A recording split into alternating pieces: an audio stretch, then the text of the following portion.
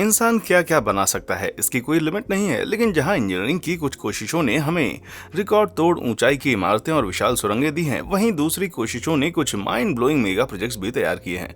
Basketball court के size के mirror जितने टेलीस्कोप से लेकर ऐसे स्ट्रक्चर जो कि 1 सेकंड से भी कम समय में हीरे को पिघला सकते हैं, अंडरग्राउंड डोम में घिरे शहर भी। क्या इन्हें देखकर आपको हैरानी हुई? तो बैठ जाइए दिल थाम कर, क्योंकि हम डालने वाले हैं इतिहास के कुछ सबसे अजीबोगरीब और सबसे दिलचस्प मेगा प्रोजेक्ट्स पर एक नजर। The Dubai frame. दोस्तों, दुबई शहर का फेमस लैंडस्केप दुनिया की कुछ सबसे ऊंची इमारतों का एक स्नैपशॉट है, और दुबई फ्रेम के बनने के बाद ये लिटरली और भी पिक्चर परफेक्ट हो गया है। ये खूबसूरत पिक्चर फ्रेम 492 फीट लंबा है और टूरिस्ट को 48 मंजिल तक ले जाता है, जो अपने 305 फीट के इंडोर वॉचिंग ब्रिज से शहर का आसमानी नजारा पेश करता है। हालांकि इसका रेक्टेंगुलर शेप बहुत ही सिंपल लगता है, लेकिन इसे बनाने में काफी मेहनत लगी थी। इसकी नींव और ऊंचे खंभों में 2000 टन स्टील और 31,000 स्क्वायर फीट से ज्यादा लेमिनेटेड ग्लास और 3.5 लाख क्यूबिक फीट से ज्यादा रीइंफोर्स्ड कंक्रीट डाला गया था। इतना ग्लास एक आधे से ज्यादा स्टैंडर्ड फुटबॉल मैदान को कवर करने के लिए काफी है। इस विशाल स्ट्रक्चर की फाइनल कॉस्ट 43.6 मिलियन डॉलर तक पहुंचने के साथ ही आप कह सकते हैं कि दुबई कुछ बड़ा सोच रहा था, जबकि इसका डिजाइन काफी सिंपल लगता है, लेकिन इसे लेकर बहुत सारे विवाद भी हैं। तो फ्रेंड्स, ऐसा है कि इस प्रोजेक्ट को आर्किटेक्ट फर्नांडो डोनिस ने डिजाइन किया था, जिन्होंने 2008 में दुबई की सरकार द्वारा आयोजित एक कंपटीशन के हिस्से के रूप में इस फ्रेम का डिजाइन पेश किया था। फर्नांडो ने कंपटीशन जीता और उसके लिए $1 लाख का कैश प्राइज भी उनको मिला, लेकिन कंपटीशन के नियमों के वादे के अनुसार उन्हें अपने डिजाइन के इस्तेमाल के लिए कभी भी कोई कॉन्ट्रैक्ट या मुआवजा नहीं मिला। इसलिए फर्नांडो ने दुबई सरकार के खिलाफ बड़े पैमाने पर एक कॉपीराइट मुकदमा दायर कर दिया। हालांकि दुबई की कानून व्यवस्था वहां की सरकार को सभी मुकदमों के खिलाफ सॉवरेन इम्यूनिटी प्रदान करती है। इसका मतलब है कि आप दुबई की सरकार पर तब तक मुकदमा नहीं कर सकते जब तक कि आपको उस पर मुकदमा करने की इजाजत ना दे। यार, ऐसा लग रहा है कि ये मेगा प्रोजेक्ट फर्नांडो के लिए एक बड़ा सिरदर्द बनकर रह गया है। The Pont Jacques Chaban Delmas. दोस्तों, अगर आप भी मेरे जैसे हैं तो आपको भी डॉब्रिज मेस्मराइजिंग लगते होंगे। पुल के लिफ्टिंग सेक्शंस को देखना दिलचस्प लगता है और उन्हें बेस्क्यूल्स के नाम से जाना जाता है। वो छोटी नावों और बड़े क्रूज जहाजों के नदी में होने वाले ट्रैफिक को निकलने के लिए धीरे धीरे ऊपर उठते हैं। हालांकि मैं इस बात से भी इनकार नहीं कर सकता कि ज्यादातर डॉब्रिज पुराने जमाने के मैकेनिक्स पर भरोसा करते हैं, जब पुल के हर हिस्से को पुली और काउंटरवेट द्वारा उठाया और उतारा जाता था। दूसरी तरफ ये शानदार मेगा स्ट्रक्चर भविष्य में पुलों को अद्भुत तरीके से ऊपर उठाए जाने को डिस्प्ले करता है। फ्रांस के बोर्डो में पाया जाने वाला पोंट जैक्स शबन डेल्मास यूरोप का सबसे ऊंचा वर्टिकल लिफ्ट ब्रिज है। ये गारोन नदी के ऊपर लगभग 1900 फीट तक फैला हुआ है। रिवर ट्रैफिक को इसके नीचे से गुजरने देने के लिए इसकी 383 फीट लंबाई को हवा में 173 फीट तक ऊपर उठाया जाता है। ये एक पूरे फुटबॉल मैदान को 16 मंजिला इमारत की ऊंचाई तक ले जाने के बराबर है, और जबकि ये एक ट्रेडिशनल लिफ्ट ब्रिज की तुलना में बहुत ज्यादा मॉडर्न दिखता है, लेकिन पुराने ड्रॉब्रिज के मुकाबले इस डिजाइन का एक बड़ा फायदा भी है। इस ब्रिज के काउंटर वेट को सिर्फ डेक के वजन के बराबर होना चाहिए, जबकि बेस्क्यूल ब्रिज काउंटर वेट्स का वजन कई गुना ज्यादा होना चाहिए, जितना कि स्पैन को उठाया जा रहा है। जैसे कि टावर ब्रिज के फेमस 200 फीट के बेस्क्यूल्स का वजन कुल मिलाकर 2200 टन है, लेकिन पॉन्ट जैक्स शबन डेल्मास का 383 फीट का स्पान सिर्फ 2600 टन है, जबकि ये अभी भी भारी लगता है। और इस महत्वपूर्ण सुपर स्ट्रक्चर को इंस्टॉल करने में कंस्ट्रक्शन कंपनीज को सिर्फ 3 साल लगे थे, लेकिन इसे बनाने में $195 मिलियन की लागत आई थी। हालांकि मेरी राय में आप किसी ऐसी चीज पर प्राइस टैग नहीं लगा सकते जो कि सेटिस्फाइंग हो, और अगर प्राइस लेस सेटिस्फाइंग साइट्स की बात करें तो मेरे और भी अद्भुत वीडियो देखने के लिए नीचे दिए गए लाइक और सब्सक्राइब बटन को हिट करना मत भूलिए। चलिए मजाक छोड़ते हैं, तो कहाँ थे हम? Stiletto church. दोस्तों, एशियाई देश ताइवान में ईसाई धर्म एक अल्पसंख्यक धर्म है जो उसकी आबादी का सिर्फ 3.9% है। ये इतना छोटा है कि इस देश में सिर्फ कुछ ही प्रमुख ईसाई स्थल हैं, जिनमें से एक बहुत बड़ा, बहुत नीला और बहुत ही अजीब है। जबकि ये शानदार 55 फीट ऊंची 36 फीट चौड़ी स्टिलेटो शेप बिल्डिंग एक सुपर साइज सिंड्रेला की कहानी की तरह दिखती है। असल में एक चर्च है। ये स्ट्रक्चर 2016 की शुरुआत में बनकर तैयार हुआ था। इस अजीबोगरीब नीले पूजा स्थल का निर्माण एक विशाल स्टील फ्रेम का इस्तेमाल करके किया गया था, जिसे टिंटेड ग्लास के 320 पैनलों से सजाया गया था। हालांकि ये दिन के दौरान बहुत ही आकर्षक लग सकता है, लेकिन रात में ये चर्च सचमुच बहुत जगमगाता है, क्योंकि इसकी फ्रेम के चारों तरफ सैकड़ों विशाल नियॉन लाइटें लगी हुई हैं। ये मानते हुए कि इसे बनाने में सिर्फ 2 महीने लगे थे, लेकिन इसके कस्टम मेड मटेरियल और कंस्ट्रक्शन के लिए $7,60,000 का बहुत भारी खर्चा आया था। लेकिन ऐसी क्या वजह थी कि सरकारी अधिकारियों ने सुपर अजीब डिजाइन को एक ट्रेडिशनल डिजाइन के बजाय चुन लिया? इसे साउथ वेस्ट कोस्ट की खूबसूरत लोकेशन में बनाया गया था, जो कि ताइवानी टूरिस्टों के बीच काफी लोकप्रिय है। इसलिए साइट को अजीब तरह से दिखावटी बनाने के लिए अधिकारी इसे शादियों और फोटोशूट के लिए किराए पर देकर बहुत पैसा कमा रहे हैं। साथ ही इस इलाके में ज्यादा दिलचस्पी रखने वाले टूरिस्टों को आकर्षित भी कर रहे हैं। हालांकि जब उनको पता चलता है कि डिजाइन की असलियत क्या है, तो उनमें से कोई भी व्यक्ति फोटो नहीं लेता और ना ही स्माइल करता है। अधिकारियों के हिसाब से इसे एक लेडी के जूते के शेप में डिजाइन किया गया था, ताकि उन लड़कियों को याद किया जा सके जिनके पैर 1950 के दशक में ताइवान में फैली ब्लैकफुट बीमारी की वजह से कट गए थे। कितना रोमांटिक है यार। ब्रातिस्लावा का उल्टा पिरामिड। दोस्तों, स्लोवाकिया की राजधानी ब्रातिस्लावा ने हाल ही के सालों में फ्री मार्केट इकोनॉमी को अपनाया है, लेकिन समाजवादी सरकार के शासन ने शहर में कम से कम एक अमिट छाप छोड़ी है। जैसा कि आप देख सकते हैं, स्लोवाक रेडियो बिल्डिंग का अजीब स्ट्रक्चर शहर के उत्तर में समाजवाद की भद्दी निशानी की तरह खड़ा है। हालांकि ऐसा लगता है कि किसी ने पिरामिड को उल्टा कर दिया है और उसे जमीन में दबा दिया है।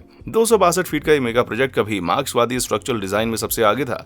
जब 1967 में इसका कंस्ट्रक्शन शुरू हुआ था, तो ये स्लोवाकिया आर्किटेक्चर के इतिहास में पहली ऐसी इमारत थी जिसमें मुख्य फ्रेम के लिए स्टील का इस्तेमाल किया गया था। इतना ही नहीं, बल्कि इसके उल्टे शेप ने मौजूद ऑफिस स्पेस को भी और बढ़ा दिया, जबकि एक इंसुलेटेड रिकॉर्डिंग स्टूडियो और एक 520 सीट के कॉन्सर्ट हॉल भी अंदर बनाने की इजाजत दे दी गई। हालांकि कंस्ट्रक्शन शुरू होने के 1 साल बाद सोवियत मिलिट्री ने स्लोवाकिया पर हमला किया था, जिसे तब चेकोस्लोवाकिया के नाम से जाना जाता था। अब मार्क्सिज्म का ही एक रूप सोशलिज्म के नाम पर चलाया जा रहा था और लोगों को प्रताड़ित किया जा रहा था। यह जुल्म और अत्याचार की एक निशानी बन गया है। और जबकि बिल्डिंग का कंस्ट्रक्शन जारी रहा, इसे पूरा होने में 16 साल का समय लग गया था। लेकिन जब यह आखिरकार बनकर तैयार हो गई, तो देश ने इसे अपने अतीत की एक भयानक याद के रूप में देखा। शुरुआत में यह अजीब उल्टा सीधा ट्रायंगल देश के ग्रीन बेल्ट के आसपास कई इमारतों में से एक माना जाता था। हालांकि जैसा कि आप शायद अंदाजा लगा ही सकते हैं, ये बिल्डिंग अब कैसी दिखती है। शुक्र है कि यह प्रोजेक्ट कभी भी कामयाब नहीं हुआ।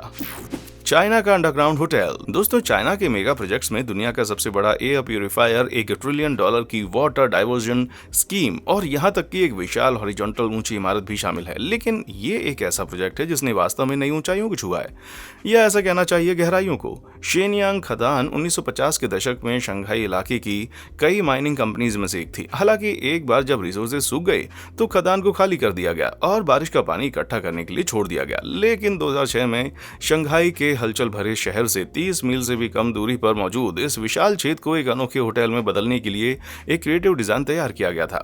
होटल को उसके चारों तरफ बनाने के बजाय गड्ढे के अंदर बनाया जाएगा, जिसमें इसके कुछ हिस्से पूरी तरह से पानी के नीचे डूबे होंगे। जबकि ये आइडिया पेपर पर बहुत ही आशाजनक लग रहा था, लेकिन पूरी बिल्डिंग को पानी के नीचे बनाना एक बहुत ही मुश्किल काम था। अकेले सब स्ट्रक्चर के लिए 2 मिलियन क्यूबिक फीट से ज्यादा कंक्रीट की जरूरत होती है, जो कि 22 से ज्यादा ओलंपिक स्विमिंग पूल को भरने के बराबर है। लेकिन 295 फीट नीचे खदान के तल पर कंक्रीट को पंप करने से मिक्सचर अलग हो गया था। इसलिए इंजीनियर्स को कंक्रीट को पंप करने और रीमिक्स करने के लिए नए तरीकों को ढूंढना पड़ा और कंस्ट्रक्शन के दौरान 41 अलग अलग तरीकों को पेटेंट कराया गया। लेकिन सारी मेहनत तब रंग लाई जब 2018 में इंटरकॉन्टिनेंटल शंघाई वंडरलैंड होटल को वर्ल्ड्स डीपेस्ट होटल के टाइटल के साथ खोल दिया गया। 12 साल की मेहनत के बाद होटल की 18 मंजिलों में से सिर्फ 2 जमीन के ऊपर मौजूद हैं, जबकि इसकी 2 सबसे निचली मंजिलें पूरी तरह से पानी के नीचे हैं। लेकिन यह पता चला कि इस होटल की तुलना में सिर्फ एक ही चीज गहरी थी, इसके मालिकों शिमाओ ग्रुप की जेबें, जिन्होंने इस कंस्ट्रक्शन को गहराई से ऊपर लाने के लिए $288 मिलियन खर्च किए थे। यार, इतने पैसों के बाद भी इस होटल में एक रात बिताना एक बहुत बड़ी गलती होगी। The Beijing water cube. दोस्तों, चीन की राजधानी बीजिंग में इस दुनिया के कुछ सबसे शानदार मॉडर्न मेगा स्ट्रक्चर मौजूद हैं, लेकिन इस रोमांचक शहर के ठीक बीच में एक ऐसी बिल्डिंग भी है जो कि वाकई सबसे अलग है। हालांकि ये एक बिल्डिंग के साइज के बुलबुले से भरे एक बड़े बॉक्स जैसा दिखाई देता है, पर असल में ये चाइना का नेशनल एक्वाटिक सेंटर है, जिसे बीजिंग वाटर क्यूब भी कहा जाता है। ये चाइना के फेमस और आकर्षक बर्ड्स नेस्ट स्टेडियम के पास मौजूद है, जिसे आप 2008 के ओलंपिक से याद कर सकते हैं। जब 2001 के ओलंपिक के लिए चीन को मेजबान शहर के रूप में चुना गया था, तो उन्होंने बहुत सारी नई खेल सुविधाओं के निर्माण में समय या पैसा बर्बाद नहीं किया, और जबकि बर्ड्स नेस्ट उनका खास आकर्षण था, वाटर के ऊपर भी बहुत ध्यान दिया गया था। ये बिल्डिंग 7.5 लाख स्क्वायर फीट में फैली हुई है और इसमें 5 स्विमिंग पूल, एक वेव मशीन, रोलर कोस्टर और 17,000 दर्शकों के बैठने की जगह मौजूद है। और ये सब 1 मिलियन स्क्वायर फीट से ज्यादा टेट्राफ्लूओरोएथिलीन या फिर ETFE क्लैडिंग से ढका होगा, जो उन अजीब खूबसूरत बुलबुलों के शेप का होगा। लेकिन इसका इस्तेमाल सिर्फ बिल्डिंग को अलग दिखाने के लिए नहीं किया गया था, क्योंकि क्लैडिंग का एक और सीक्रेट फंक्शन होता है। इसके डिजाइन के कारण लगभग 80% ज्यादा लाइट और गर्म हवा पूल स्पेस तक पहुंचती है, जिससे बिल्डिंग की पावर कॉस्ट 30% तक कम हो जाती है। और ये एक अच्छी बात भी है, क्योंकि उस स्ट्रक्चर को बनाने में $140 मिलियन की लागत आई है। यार, ये एकदम महंगा पूल है। 30 मीटर का टेलीस्कोप। दोस्तों, रिफ्लेक्टिंग टेलीस्कोप इंसान द्वारा बनाए गए अब तक के सबसे महत्वपूर्ण साइंटिफिक टूल्स में से एक है। वो कर्व्ड और कॉन्वेक्स मिरर के कॉम्बिनेशन का इस्तेमाल करके काम करते हैं और लाइट को एक फोकल पॉइंट पर रिफ्लेक्ट करते हैं, जिससे किसी दूर की चीज की क्लोजअप इमेज बनती है। कॉन्वेक्स मिरर की लाइट इकट्ठी करने की शक्ति जितनी ज्यादा होगी, उतनी ही दूर आकाश में टेलीस्कोप से देखा जा सकता है। कॉन्वेक्स मिरर जितने ज्यादा बड़े होते हैं, उतने ज्यादा महंगे भी हो जाते हैं, क्योंकि उन्हें परफेक्ट बनाने के लिए बहुत मेहनत, समय और खास साधनों की आवश्यकता होती है। लेकिन ये कितने महंगे हो सकते हैं? वेल, दुनिया का अब तक का सबसे बड़ा सिंगल कॉन्वेक्स मिरर 13.7 फीट का है, जिसका वजन 3.5 टन है और इसकी कीमत $20 मिलियन से ज्यादा है। दिलचस्प बात यह है कि पहला कंप्यूटर कंट्रोल्ड सेगमेंटेड मिरर हवाई की केक ऑब्जर्वेटरी में इस्तेमाल के लिए 1992 में डिजाइन किया गया था। इंजीनियर्स ने एक 33 फीट चौड़ा कांच बनाया था, जिसे 36 पास के कांच के हिस्सों का इस्तेमाल करते हुए मौआ के पहाड़ पर 13,600 फीट ऊपर एक विशाल सफेद डोम में रखा गया था। इतनी ऊंचाई पर एटमॉस्फेरिक इंटरफेरेंस और लाइट पॉल्यूशन से टेलीस्कोप की तस्वीरें कम प्रभावित होती हैं, लेकिन सितारों की तरह विज्ञान कभी सोता नहीं है। 2000 में वैज्ञानिकों ने एक बिल्कुल नए माउंटेन साइड टेलीस्कोप के लिए 30 मीटर या लगभग 100 फीट चौड़ा मिरर बनाने का प्रस्ताव रखा था। इस प्रोजेक्ट के लिए 492 अलग अलग सेगमेंट्स की आवश्यकता होगी, जिससे मिरर का टोटल साइज 7,050 स्क्वायर फीट हो जाएगा। ये लगभग एक स्टैंडर्ड बास्केटबॉल कोर्ट जितना बड़ा होगा।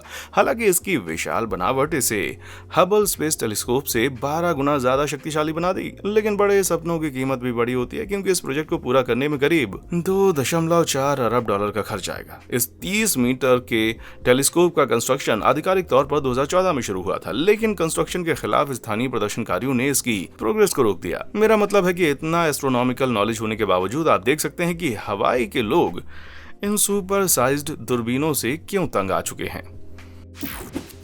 एलेम एंटरटेनमेंट सेंटर। दोस्तों, तुर्कमेनिस्तान में दुनिया के कुछ सबसे अजीबोगरीब स्टार जैसे शेप वाले मेगा प्रोजेक्ट्स हैं। Octagonal star shape wedding palace की तरह, जो कि एक 11 मंजिला रजिस्ट्री ऑफिस है, या तुर्कमेनिस्तान के टीवी टावर की तरह, जो एक कम्युनिकेशन सेंटर है जिसमें दुनिया के सबसे बड़े स्टार का डिजाइन है। ऐसा इसलिए है क्योंकि 8 पॉइंट वाला ये स्टारबर्स्ट एक ऐतिहासिक इस्लामी प्रतीक है, जिसे तुर्कमेनिस्तान ने अपने नेशनल एम्ब्लेम में भी शामिल किया है। जबकि वो सभी इमारतें जिनमें स्टार शेप शामिल है अजीब और अद्भुत दिखती हैं, लेकिन तुर्कमेनिस्तान के एलएम सेंटर जितनी अजीब और अद्भुत और कोई भी बिल्डिंग नहीं दिखती। सामने से इस 312 फीट ऊंची इमारत में सिर्फ एक 8 पॉइंट वाला स्टार दिखाई देता है, लेकिन ऊपर से जिस जमीन पर इसे बनाया गया है उसमें और भी कई स्टार्स दिखाई देते हैं। हालांकि ये इसकी सबसे अजीब बात नहीं है। दोस्तों, क्या आपको लगता है कि इस हैरान कर देने वाली सर्कुलर बिल्डिंग के अंदर क्या होना चाहिए? क्या ये एक बड़ी स्पॉटलाइट है, या इसमें दुनिया का सबसे बड़ा क्लॉक फेस है? वेल, इसमें दुनिया का सबसे बड़ा इंडोर फेरिस व्हील है। 156 फीट लंबे इस बेतुके और दिखावटी स्ट्रक्चर को बनाने और एनकैप्सुलेट करने में लगभग $90 मिलियन का खर्च आया था। दोस्तों, इस शानदार नजारे के बावजूद इस राइड में ऊपर की तरफ कुछ भयानक सरप्राइज भी देखने को मिलते हैं। And there are lots of bird carcasses. Right there and there. Well, ये अंदर से चाहे जितना भी भयंकर दिखे, लेकिन रात के समय बाहर से उतना ही खूबसूरत दिखाई देता है। नए साल के जश्न जैसे स्पेशल इवेंट्स में इस बिल्डिंग को अनगिनत रंगों से जगमगाते हुए देखा जा सकता है। फिर भी मुझे नहीं लगता कि ये उस डर से ध्यान हटाने के लिए काफी है जो उस छत के नीचे छिपा हुआ है। बेलांग नदी का पुल। दोस्तों, चाइना की वेफांग सिटी ऐतिहासिक बेलांग नदी के ऊपर बसी एक हलचल भरी जगह है। टूरिस्ट इस पुल पर इस नदी की खूबसूरती के कारण नहीं, बल्कि इसके ऊपर लगी मेटल की एक बड़ी आंख को देखकर आते हैं। ये शानदार structure Bailang river bridge ferris wheel है।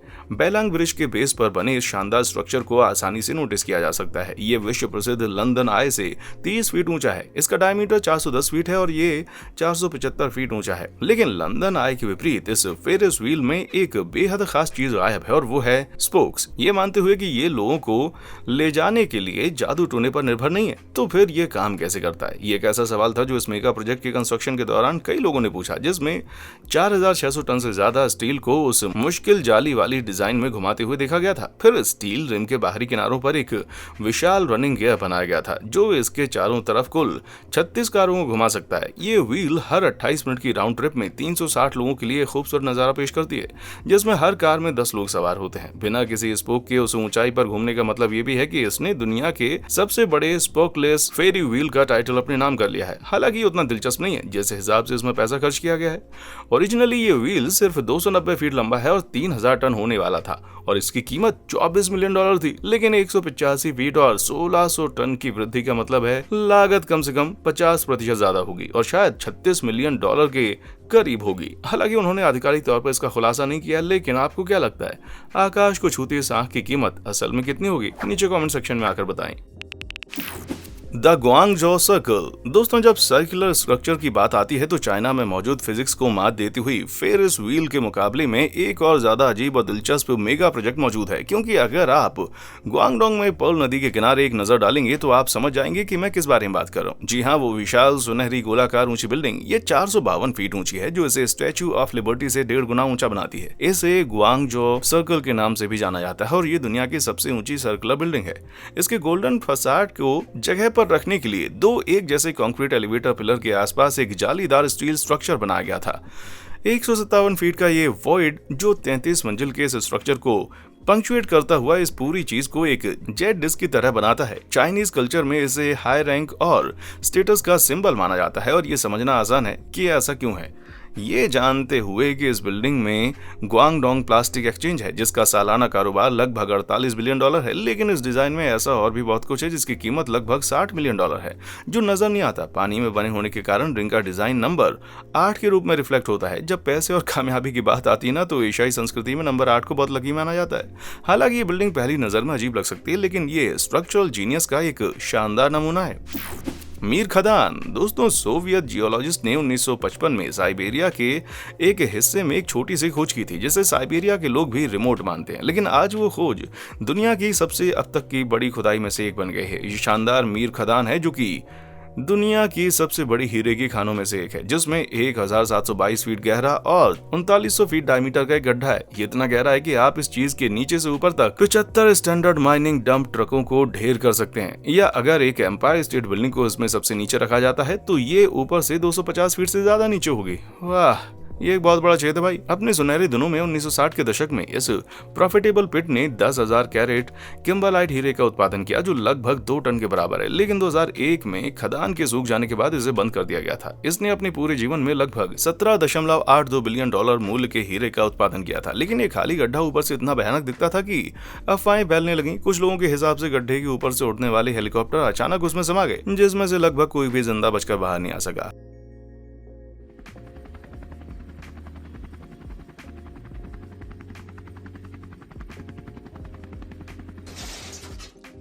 हालांकि इस तरह की कोई भी दुर्घटना कभी रिपीट नहीं हुई, लेकिन मौत के जाल के रूप में इसकी रेपुटेशन इस इलाके के लिए अच्छी नहीं थी। इसलिए 2010 में आर्किटेक्चरल फर्म AB एलिस ने इस खाली जगह को अल्ट्रा मॉडर्न इको सिटी में बदलने के लिए अपने इरादे की घोषणा की। इस अंडरग्राउंड शहर में 3 खास लेवल पर 1 लाख लोग होंगे और सभी एक बड़े कांच के डोम के नीचे होंगे।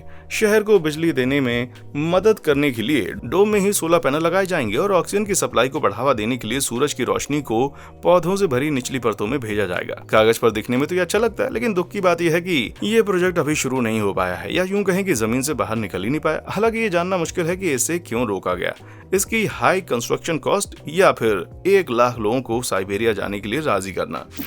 The national ignition facility. दोस्तों, ये बिल्डिंग बाहर से चाहे जैसी भी लगे, लेकिन इसमें एक मेगा प्रोजेक्ट भी है जो पूरी तरह से फिजिक्स को चैलेंज करता है। यूनाइटेड स्टेट्स ऑफ अमेरिका की नेशनल इग्निशन फैसिलिटी एक लेजर आधारित inertial confinement fusion research device है। जिन लोगों को साइंस का ज्यादा नॉलेज नहीं है उन्हें बता दूं कि ये दुनिया का सबसे बड़ा लेजर है। आप शायद लेजर के बारे में जानते होंगे और आप में से कुछ लोगों के पास लेजर पॉइंटर भी होंगे, लेकिन अब इमेजिन कीजिए कि इस डिवाइस का साइज 3 फुटबॉल मैदानों जितना है और ये 192 अलग अलग बीम से बना है। ये डिवाइस उन सभी शक्तिशाली बीमों को 1 सेकंड के अरबवें हिस्से में एक पेंसिल इरेजर के साइज जितना बढ़ाती है और फोकस करती है।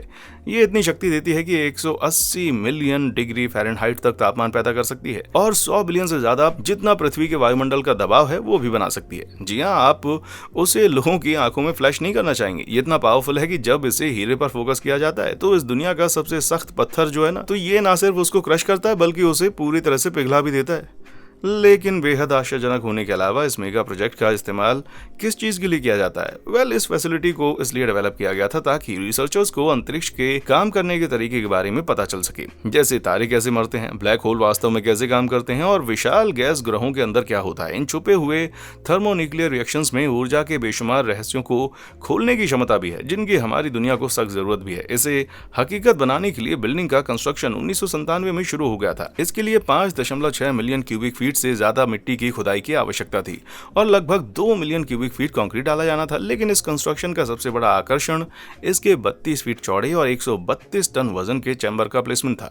ये वो पॉइंट था जहां सभी सुपर शक्तिशाली लेजर बीम टकराएंगे। चैम्बर को धीरे से ऊपर उठाने में 30 मिनट का समय लग गया था। ये 4 इंच मोटे और सटीक रूप से रखे गए एल्यूमिनियम पैनलों से बना हुआ था। 12 साल के निर्माण के बाद $3.5 बिलियन का ये शानदार प्रोजेक्ट आखिरकार 2009 में लॉन्च किया गया था। लेजरों को 2 ट्रिलियन वॉट इलेक्ट्रिसिटी के जरिए एक्टिवेट किया गया था, जो कि यूनाइटेड स्टेट्स ऑफ अमेरिका द्वारा इस्तेमाल की जाने वाली इलेक्ट्रिसिटी से 4 गुना ज्यादा है। 2012 तक इसे 500 ट्रिलियन वॉट तक बढ़ा दिया गया था, जबकि उन्होंने अभी तक इस अधिकतम बिजली उत्पादन को पार नहीं किया है। यह पूरी तरह से साफ है कि यह मेगा प्रोजेक्ट स्वच्छ ऊर्जा की तलाश में मदद कर रहा है। The future collider. दोस्तों, अब तक की सबसे शानदार कॉम्प्लेक्स मशीनों में से एक फ्रांस और स्विट्जरलैंड के अंदरूनी इलाकों में 328 फीट नीचे दबी हुई है। ये है लार्ज हेड्रोन कोलाइडर के अंदर का हिस्सा, या शॉर्ट में LHC। ये अंडरग्राउंड सर्कमफ्रेंस में 17 मील की दूरी तक फैला हुआ है, जिससे ये दुनिया का सबसे बड़ा पार्टिकल एक्सेलरेटर बन गया है। तो दोस्तों, हम में से जो लोग साइंस की क्लास में सो गए थे, उन्हें ये बता दें कि पार्टिकल एक्सेलरेटर एक ऐसी मशीन है जो एलिमेंट्री पार्टिकल्स जैसे कि इलेक्ट्रॉन या प्रोटॉन को पावर के बहुत ऊंचे सोर्सेस तक ले जाती है। कितने ऊंचे? वेल, LHC के मामले में 2 पार्टिकल बीम टकराने से पहले लगभग लाइट की स्पीड से मूव करते हैं, तो वो 1 मिलीसेकंड से भी कम समय में 17 मील की दूरी तय कर सकते हैं। आप इतनी तेजी से पलक भी नहीं झपका सकते। वो सुपर कंडक्टिंग मैग्नेट की 17 मील रिंग के कारण इस स्पीड तक पहुंचते हैं, जिन्हें उनकी मैग्नेटिक फील्ड को बढ़ाने के लिए -271.3 डिग्री तक ठंडा किया जाता है। यह अंतरिक्ष से भी ठंडा है। इन चुंबकों में से 1624, जिनमें से कुछ की लंबाई 50 फीट तक होती है, पार्टिकल बीम को बैंड और फोकस करते हैं। वो पार्टिकल्स की एनर्जी को बढ़ाने के लिए रिंग के चारों तरफ लगे स्ट्रक्चर्स को एक्सेलरेट करते हुए ऐसा करते हैं। जब ये 2 बीम टकराते हैं तो टक्कर से निकलने वाली ऊर्जा की भारी मात्रा इतनी छोटी जगह में जमा हो जाती है कि वो फट जाती है, जिससे सब एटॉमिक पार्टिकल्स के रूप में एक मास बनता है, एक छोटे बिग बैंग की तरह। ये सुनने में दिलचस्प लगता है, लेकिन ये स्ट्रक्चर तो सिर्फ एक शुरुआत है। जनवरी 2019 में फ्यूचर हेड्रोन कोलाइडर के लिए एक कॉन्सेप्ट डिजाइन प्रपोज किया गया था, जो कि LHC से लगभग 4 गुना बड़ा होगा, जिसका लूप 62 मील के आसपास होगा। वैज्ञानिक इस आकार में और भी बड़े टकराव को हासिल करने में सक्षम होंगे, जिससे वो हमारे ब्रह्मांड के ढांचे में और भी गहराई से देख सकेंगे। लेकिन ये सुपर साइंटिफिक कोशिश सस्ती नहीं होगी। अकेले LHC को बनाने में $9 बिलियन का खर्चा आया था, लेकिन भविष्य के इस कोलाइडर पर $24 बिलियन का खर्च आने की उम्मीद है। अरे, ऐसा लगता है कि इस मेगा साइंस प्रोजेक्ट की मेगा प्राइस भी होगी। दोस्तों, इनमें से किस मेगा प्रोजेक्ट ने आपके होश उड़ा दिए? क्या आप किसी ऐसे प्रोजेक्ट के बारे में जानते हैं जो कि और भी दिलचस्प है? मुझे नीचे कमेंट सेक्शन में आकर बताएं। हो सकता है कि वो हमारे किसी फ्यूचर एपिसोड का हिस्सा बन जाए। और हाँ, देखने के लिए शुक्रिया।